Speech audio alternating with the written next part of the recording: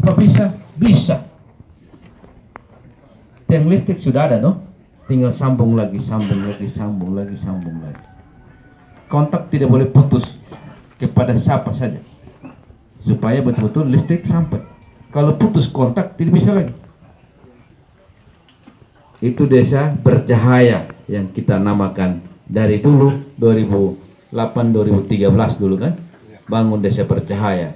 Tapi sekarang bukan desa bercahaya lagi, tapi rumah bercahaya. Maka ada stop kontak setiap rumah, begitu ya. Terus apalagi desa berair. Tadi bilang susah air, tapi ada titik air. Oke, titik air boleh. Di mana titik air? Di sini, Bang. Di sebelah tidak jauh. Dalam. Tapi Tidak, jelas air ada. Tidak, Bapak. Di sini dekat. Gampang, bos. Dia tidak dalam, di sini dekat. Tinggal kas naik pakai tenaga listrik ini.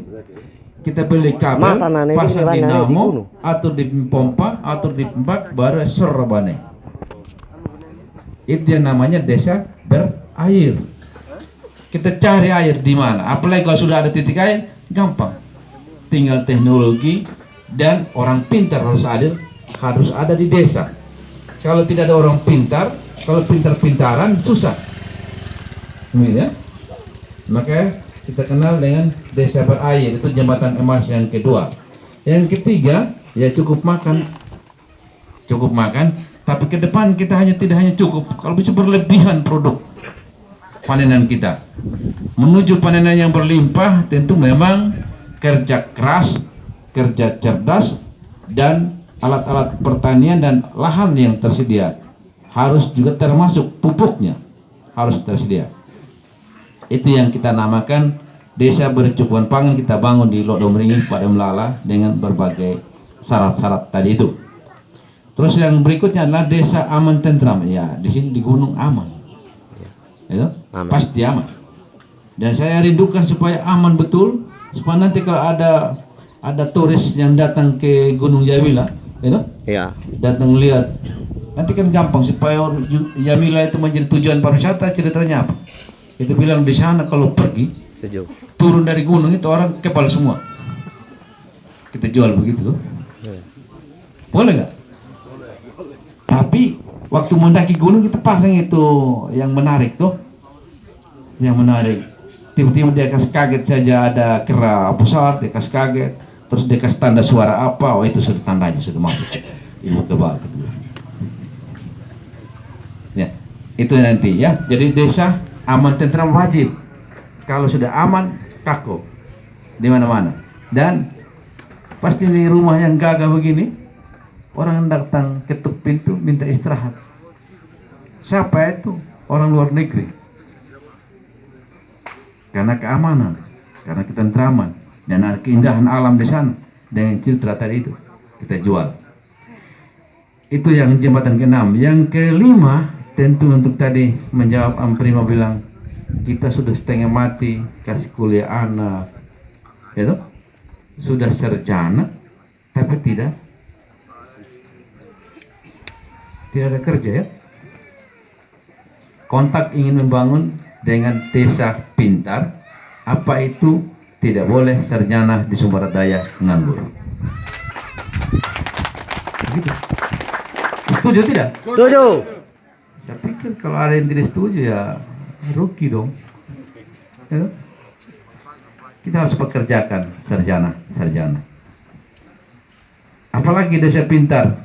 Kita mau supaya tamatan SMA, SMK itu wajib kuliah. Kenapa harus kuliah? Supaya menjadi pintar, supaya menjadi sarjana. Boleh tidak semua kalau sarjana? Boleh. Kalau sudah lewat kan sudah toh. Nanti ke depan harus semua sarjana. Untuk apa? Supaya daerah ini maju dan pasti akan mendatangkan orang luar begitu banyak di dunia ini. Maka kita siapkan generasi kita, generasi yang mampu bersaing dengan mereka.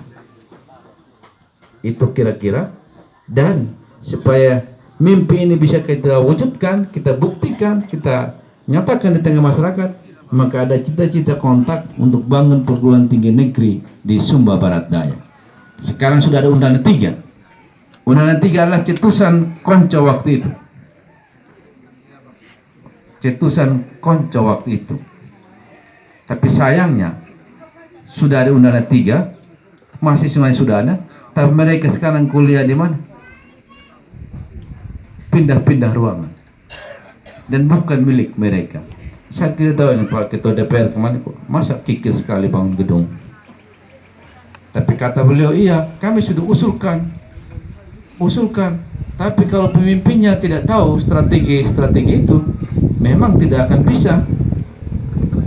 Maka saya bilang sama mahasiswa undangan 3 sekarang, sudah pilih kontak bos.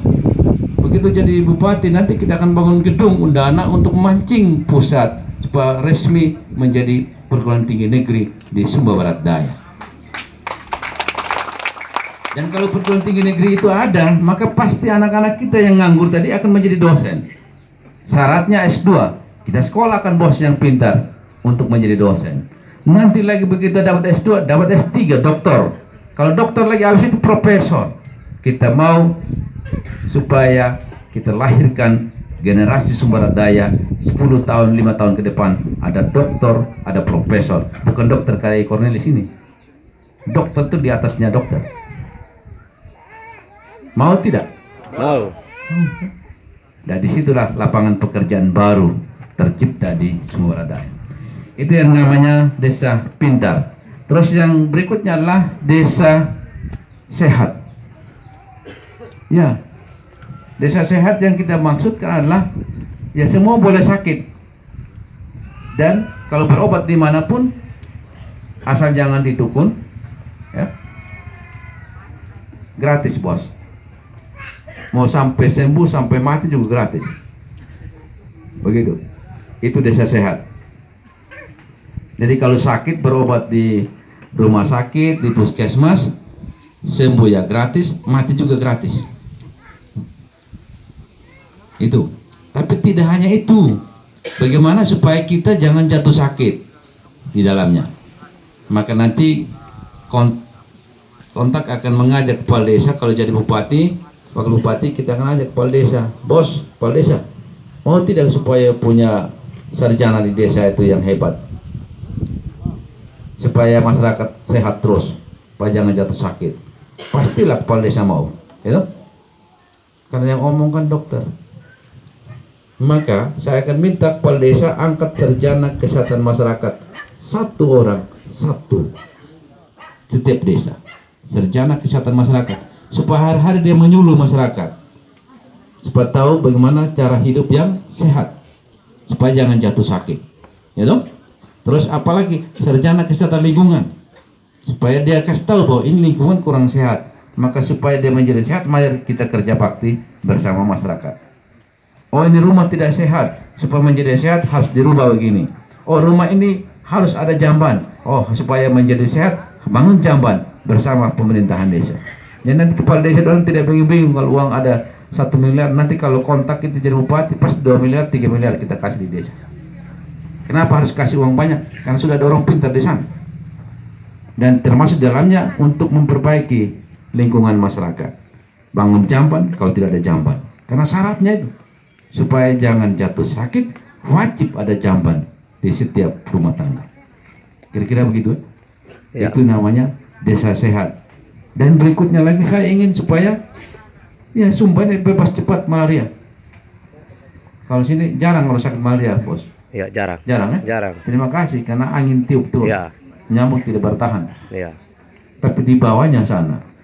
Dan karena ada penyakit malaria maka banyak turis yang maunya tidur di rumah-rumah orang kampung tidak berani karena penyakit malaria. Tapi kalau nanti satu saat kita nyatakan bebas pulau ini dari penyakit malaria, pasti banyak turis yang tidur di mana saja. Dan kita kehendaki itu. Begitu. Itu yang namanya desa sehat. Terus yang terakhir adalah desa pariwisata. Ya, desa pariwisata. Siapa yang tidak suka? Bali itu maju kenapa? Karena pariwisata toh? Iya. Pulau Bali dengan Pulau Sumba mana yang lebih besar? Pulau Sumba. Pulau Sumba kan? Iya. Tapi kenapa tidak maju-maju? Terus adatnya kira-kira mana yang menarik? Sumba. Sama atau? Sumba, Pak. Lebih menarik Sumba. Iya. Apa kira-kira yang menarik? Tidak. Budaya. Di Bali tidak ada kuburan, Pak. Ya. Ya. Dengan tanduk kerbau yang Di besar. Bali itu apa? Ada adat istiadat yang mau terus dipelihara, kita juga harus pelihara. Kita jaga betul-betul ritual-ritual adat itu.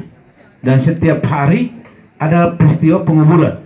Ya. Menarik tidak? Menarik. Menarik. Dan itu yang kita mau kemas dia desa pariwisata. Terus juga yang lalu Konco jadi bupati, saya sudah rintis bahwa daerah ini akan menjadi tujuan pariwisata. Maka kita bangun jalan pinggir pantai, ya, pinggir pantai. Sekarang tanah itu sudah laku semua pinggir pantai. Yang beli orang luar katanya, luar negeri juga. Tempat. Belum bangun, kenapa? Karena mereka belum setuju dengan pimpinan sekarang. Nanti begitu kontak jadi bupati, pasti mereka akan bangun. Setuju tidak? Boleh tidak? Setuju. Boleh kan? Supaya apa? Supaya menjadi lapangan, terbuka lapangan pekerjaan untuk anak-anak kita yang sarjana. Dan kontak nanti akan bangun lagi jalan lingkar kabupaten ini, sambung Pantura dengan batas Kabupaten Sumba Barat. Supaya apa? Supaya yang terisolir itu segera terbuka. Supaya kalau sana pariwisata maju di pinggir pantai, maka juga di gunung itu